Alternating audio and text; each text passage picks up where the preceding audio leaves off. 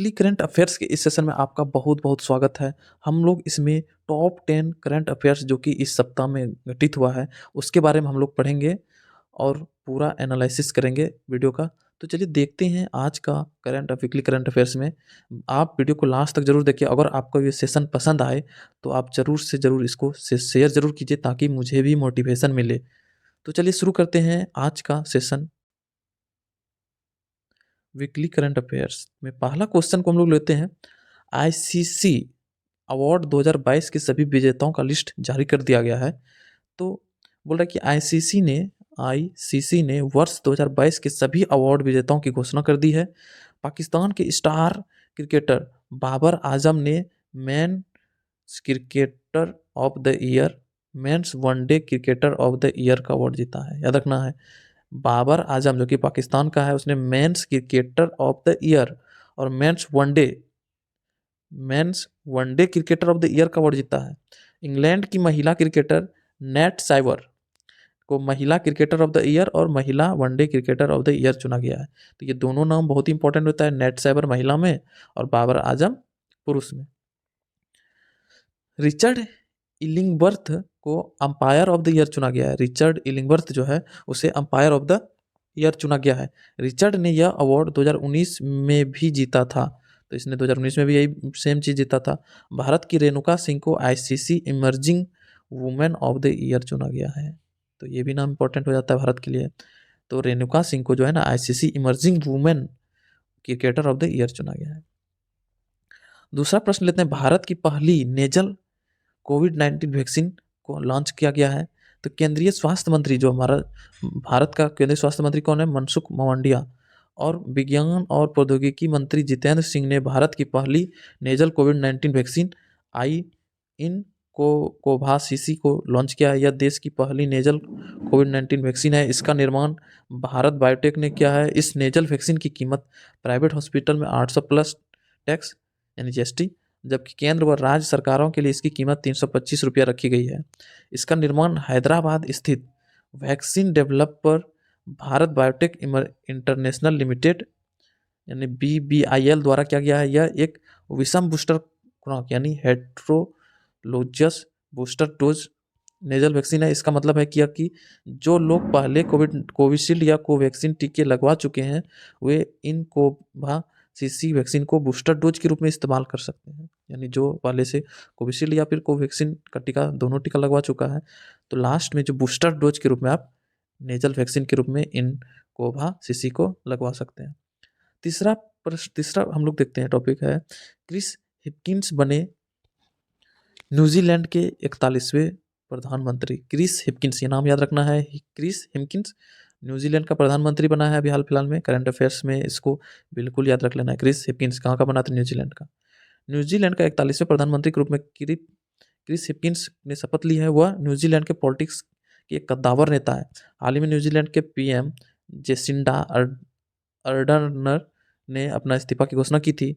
Hipkins के साथ Carmel सेपुलोनी ने उप प्रधानमंत्री के रूप में शपथ ली है। क्रिस हिपकिंस पीएम पद पर इस वर्ष के अक्टूबर महीने तक रहेंगे, जिसके बाद देश में आम चुनाव प्रस्तावित है। यानी अक्टूबर तक रहेगा, उसके बाद फिर क्या होगा? आम चुनाव होगा। क्रिस हिपकिंस पहली बार वर्ष 2008 में रेमुताका में सांसद बने थे। वह नवंबर 2020 में कोविड-19 की देखरेख के लिए मंत्री के रूप में नियुक्त हुए थे। वह 2008 से लगातार रेमुताका से सांसद चुने जा रहे हैं। वर्ष 1952 में भारत और न्यूजीलैंड के बीच द्विपक्षीय संबंध स्थापित हुए थे। 1952 में कब हुआ है? दोनों के बीच द्विपक्षीय संबंध स्थापित कब है? 1952 में। चौथा है फिल्म RR की सॉन्ग नाटू नाटू ऑस्कर 2023 के लिए नामित हुआ है, जिसका हम वीडियो बना चुके हैं, आप देख सकते हैं। फिल्म RR का जो है सॉन्ग नाटू नाटू ऑस्कर के लिए नॉमिनेट क्या है? तो बोल रहा है कि ब्लॉकबस्टर फिल्म RR का superhit song Naatu Naatu original song category के लिए ऑस्कर 2023 के लिए नॉमिनेट हुआ। भारत की फिल्मों ने 95 अकेडमी अवार्ड में 3 नामांकन प्राप्त किए हैं। RR के नाटू नाटू के अलावा ऑल दैट ब्रिथ्स और द एलिफेंट विस्परर को भी ऑस्कर के लिए नॉमिनेशन मिला है। Documentary film the elephant whisperer documentary short subject category में नॉमिनेट हुई है। इस फिल्म का निर्देशन कार्तिक गोंजाल्विस ने किया है। ऑस्कर के लिए भारत की आधिकारिक एंट्री द लास्ट शो को इंटरनेशनल फीचर फिल्म कैटेगरी में नॉमिनेशन नहीं मिला। 5वां है विक्रम देवदत्त बने डीजीसीए के अगले प्रमुख बने हैं।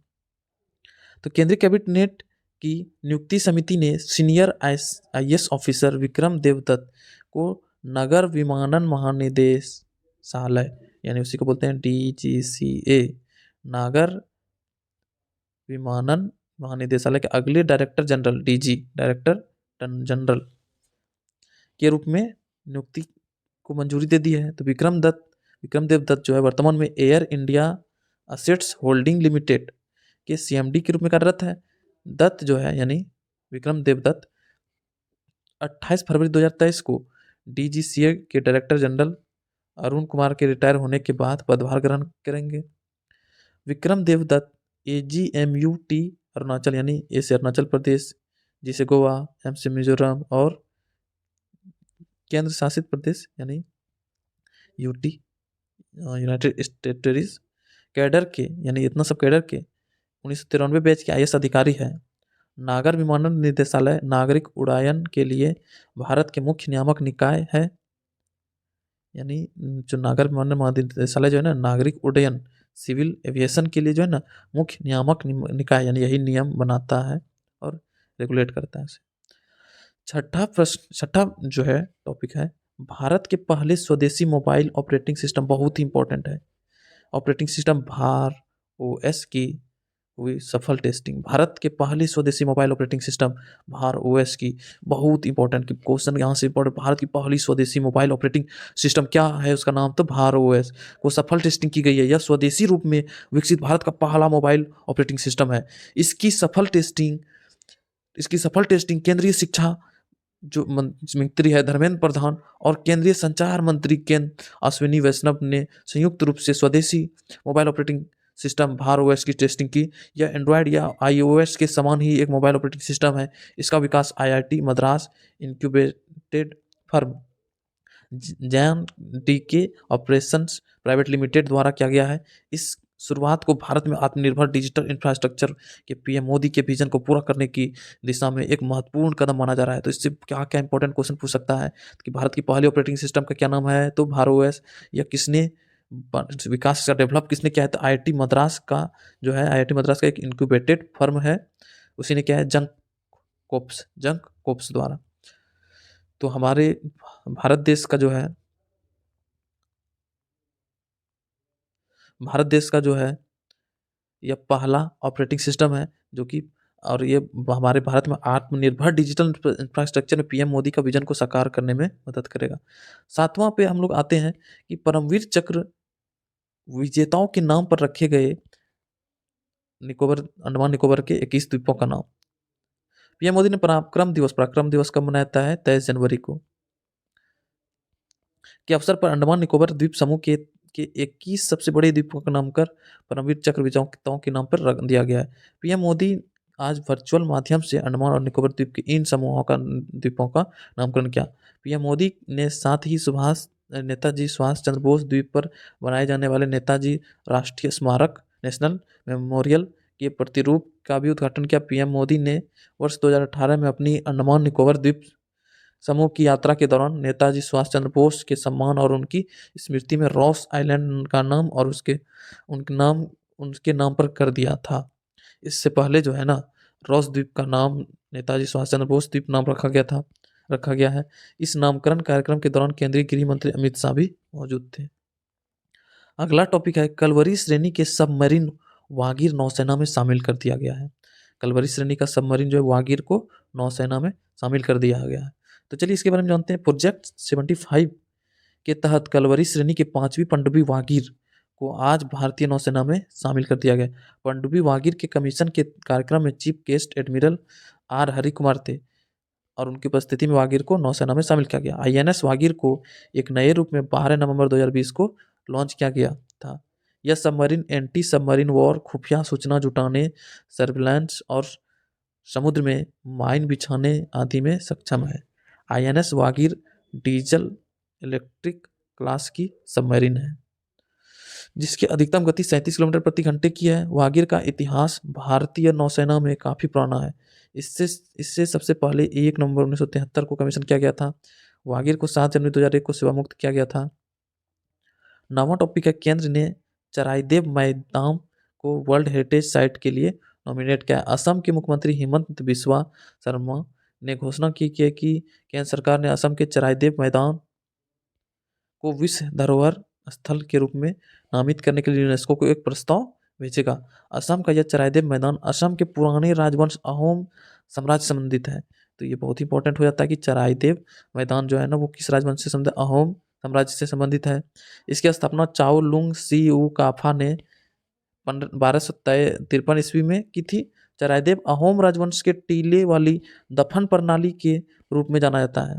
भारत में वर्तमान में कुल 40 यूनेस्को वर्ल्ड हेरिटेज, बहुत इंपॉर्टेंट है ये, अभी तक कितना है 40 यूनेस्को वर्ल्ड हेरिटेज साइट है, जिसमें 32 कल्चरल साइट्स है और 7 नेचुरल साइट्स है और एक मिक्स्ड साइट है। 32 कल्चरल, 7 नेचुरल और एक मिक्स्ड साइट है। टोटल कितना है 40 यूनेस्को वर्ल्ड हेरिटेज साइट्स है। 10वां टॉपिक को देखते हैं कि दक्षिण अफ्रीका से 12 चीतों को भारत स्थानांतरित किया जाएगा। दक्षिण अफ्रीका से लाया जाएगा कितना, 12 चीता को। भारत में चीतों की संख्या को बढ़ाने के उद्देश्य से भारत और साउथ अफ्रीका के बीच ने एक समझौता पर हस्ताक्षर किया है। इसके तहत मध्य प्रदेश के कुनो, याद रखना कहाँ है, कुनो नेशनल पार्क मध्य प्रदेश में है, में 12 चीतों को लाया जाएगा। इससे पहले कुनो नेशनल पार्क में नाम्बिया से 8 चीतों को स्थानांतरित कर चुका है। तो पहले कहाँ से 8 लाया गया है, नाम्बिया से, अब कहाँ से ला रहा है, साउथ अफ्रीका से। दुनिया भर के लगभग चीतों की संख्या 7,000, टोटल पूरी दुनिया में चीतों की कुल संख्या कितना, 7,000। इनकी अधिकांश संख्या अफ्रीकी महाद्वीप में पाई जाती है। भारत में चीतों की आखिरी बार 1948 में देखा गया। भारत में आखिरी बार चीता कहाँ देखा गया, 1948 में। 1948 के छत्तीसगढ़ के कोरिया जिले में के जंगल में आखिरी चीते की मौत हो गई थी। International union for conservation of nature, यानी फुल फॉर्म है IUCN का, international union for conservation of nature की रेड लिस्ट में अधिसूचित है। यानी चीता जो है रेड लिस्ट में, IUCN के रेड लिस्ट में अधिसूचित है। तो ये था टॉप 10 करंट अफेयर्स जो कि बहुत ही इंपॉर्टेंट है। मैंने जितने भी लिया हूँ इसमें सारे इंपॉर्टेंट जो कि वीकली इस वीक में घटित हुआ है, तो उसी के बारे में ये सारा था। वीडियो को लास्ट तक देखने के लिए आपका बहुत बहुत धन्यवाद। और भी मेरे साथ बने रहिए। अगर आपको ये सेशन पसंद आया तो आप ज़्यादा से ज़्यादा शेयर कीजिए, ताकि मुझे वीडियो बनाने का मोटिवेशन मिले, ताकि मुझे भी तो लगे कि ज़्यादा से ज़्यादा लोग मेरे वीडियो को देख रहा है और मेरे से कुछ सीख रहा है। इसीलिए आप ज़्यादा से ज़्यादा लोगों को इस चैनल से जोड़िए। धन्यवाद। चलिए वीडियो को समाप्त करते हैं।